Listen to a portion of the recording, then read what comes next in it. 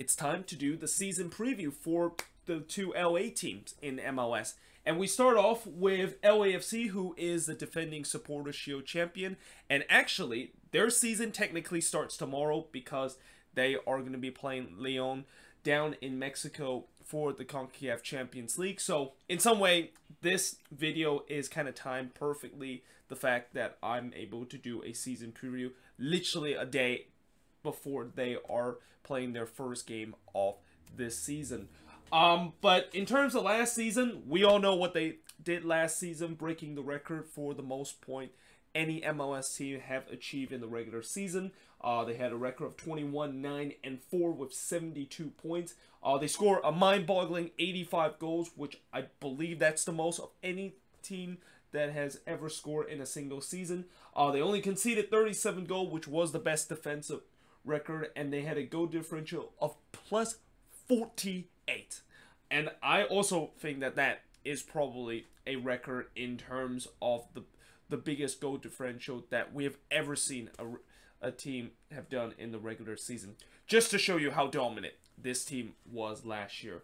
Now, despite the fact that they were very dominant last season by winning the Supporter Shield, they did not win MLS Cup. And that is something that is the reason why LAFC probably won't be recognized down the years as the greatest team in MLS history. Well, the team that has the greatest season in MLS history, because, you know, you might score the most goals and you might have had the biggest goal differential and you might have the most points in the regular season and win the Supporter Shield, but at the end of the year, if you can't complete the job and reach the ultimate prize, which is get to an MLS Cup game and win the competition, then there will basically be kind of like the Red Bulls, where, you know, the Red Bulls, we know last year when they won Supporter Shield, well, not last year, but the year before LAFC won Supporter Shield last season, that they had the best record in terms of points total in a regular season,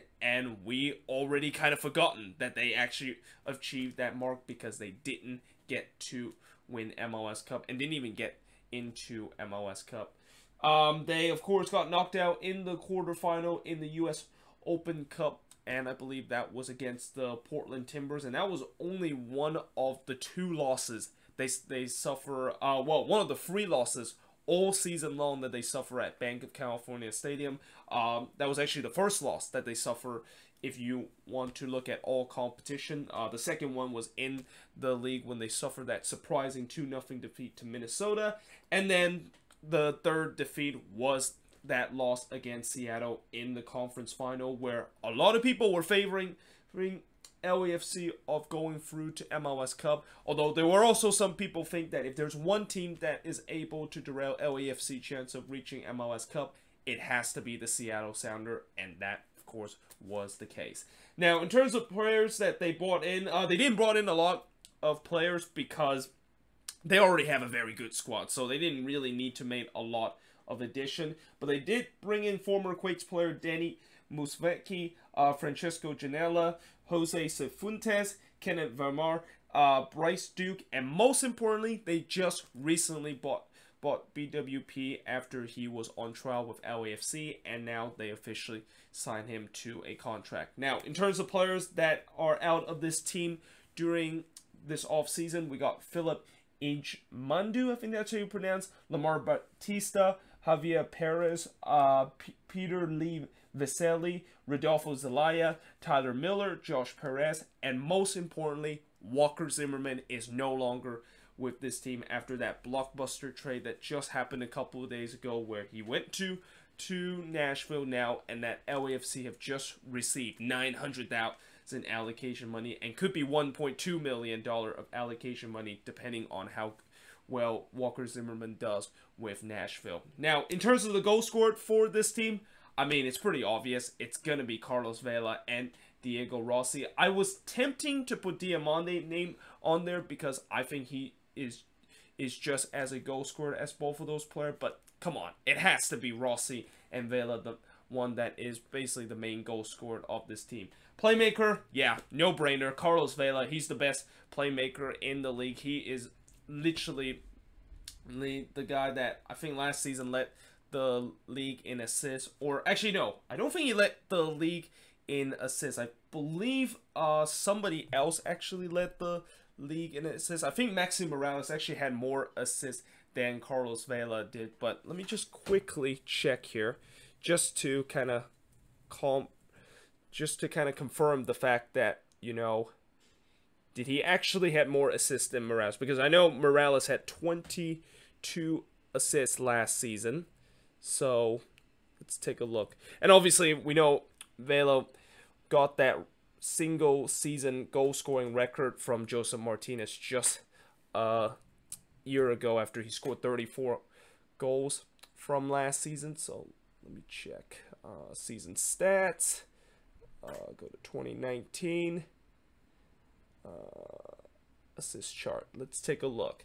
Let's see how many assists they have. Okay, he only had 15 assists. So yeah, he wasn't actually the top assist leader. In fact, he wasn't even close to being a top assist leader, which is kind of surprised, the fact that he only had 15 assists last season. But I guess maybe he was more kind of a goal scorer than he is kind of in terms of the assist department. But still, 15 is still a lot for a guy that scored 34 goals. Like when Joseph Martinez broke the record for the most goal in a single season, he didn't even came close to having 10 assists. He was all about a guy that just put the ball into the back of net, which that just makes it even more impressive of what Carlos Vela did last season, where not only he can score the goals, but he also can distribute in terms of the goals that he provides others. And then surprise package, it has to be Bradley Wright Phillips, and it's very strange to say BWP is a surprise package because we know what he can do. I mean, if this was maybe 2 years ago and I was doing the Red Bull season preview, I would have definitely put BWP not only as an MVP but also the goal scorer of this team. But ever since last season, where he was on the injured reserve for a while and kind of lost a little bit of step, and you know, also father time is starting to catch him up. He's not gonna be as lethal as he once was, where he was really the most lethal goal scorer in this league. But he still could be a dangerous kind of player, where he still could be a player that I think defense going to have to pay attention to, and that he can still score goals for this team, which is why this is easily a surprise package and easily the secret weapon that LAFC have on the attack, where now teams are not just going to have to worry about Vela and Rossi, but they potentially have to worry about BWP and how he could also put the ball into the back of the net.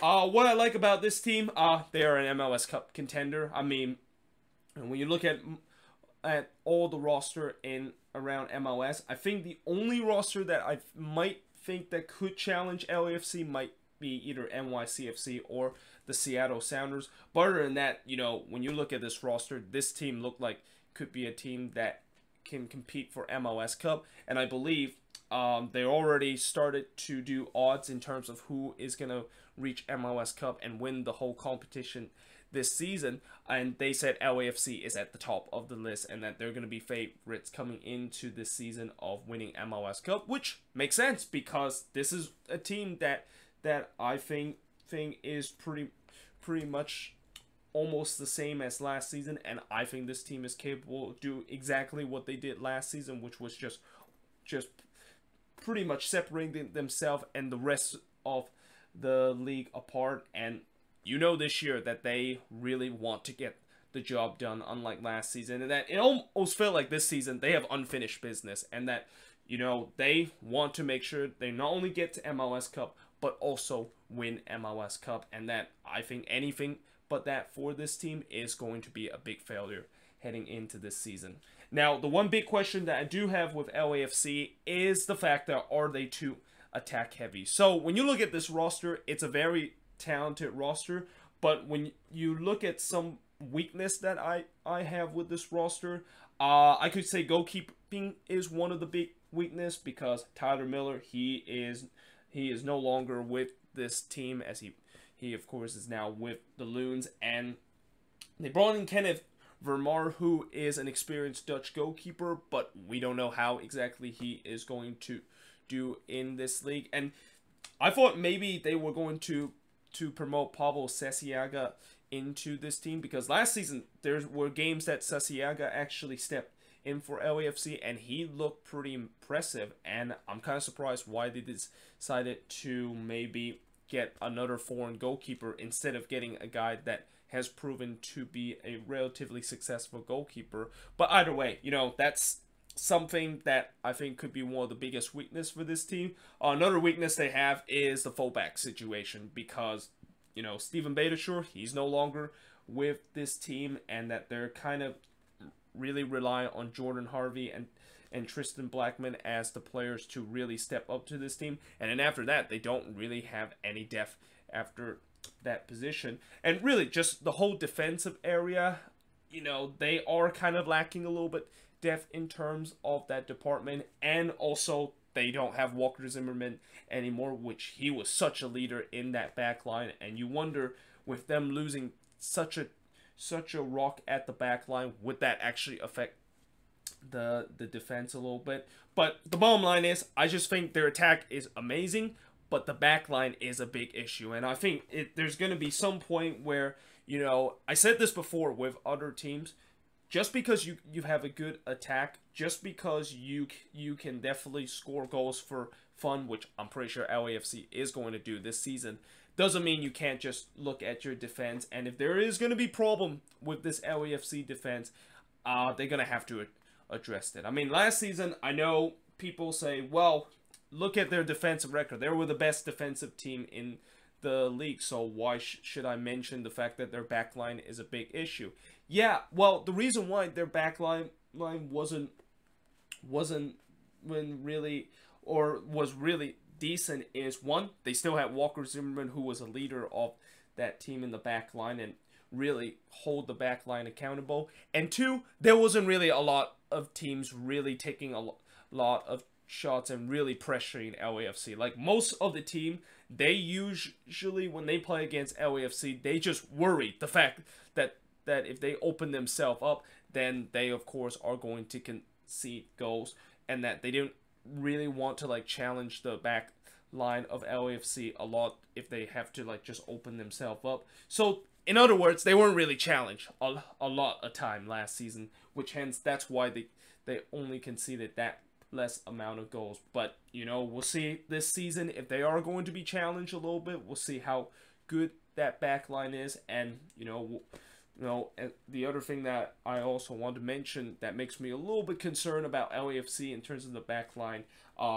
is the goalkeeping situation, which I talk about how, you know, Tyler Miller was very good last season, but now he is gone, and them bringing a foreign Dutch goalkeeper who has experience but never in MLS, that's going to be very interesting to see. But either way, hope you guys enjoy this video. If you do, make sure you guys leave a like, smash that subscribe button. Let me know in the comments below if you're an LAFC fan, what do you think of your off-season addition and the player that is no longer with this team?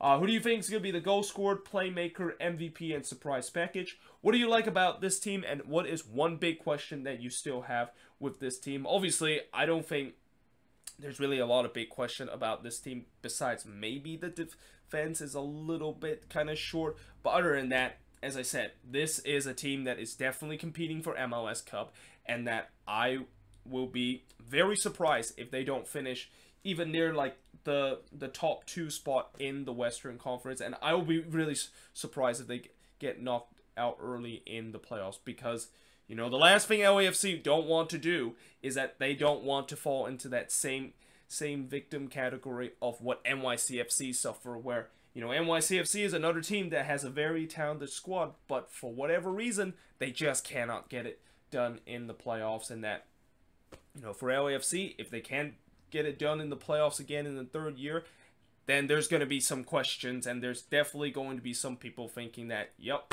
this is another team that is just a regular season team that just cannot get it done in the playoffs and always kind of choke it in the most vital moments. And now they're going to be looked as it's one of those teams that is very talented in the regular season, but just cannot get the job done in the postseason. But either way, hope you guys enjoyed this video, and I will see you guys next time.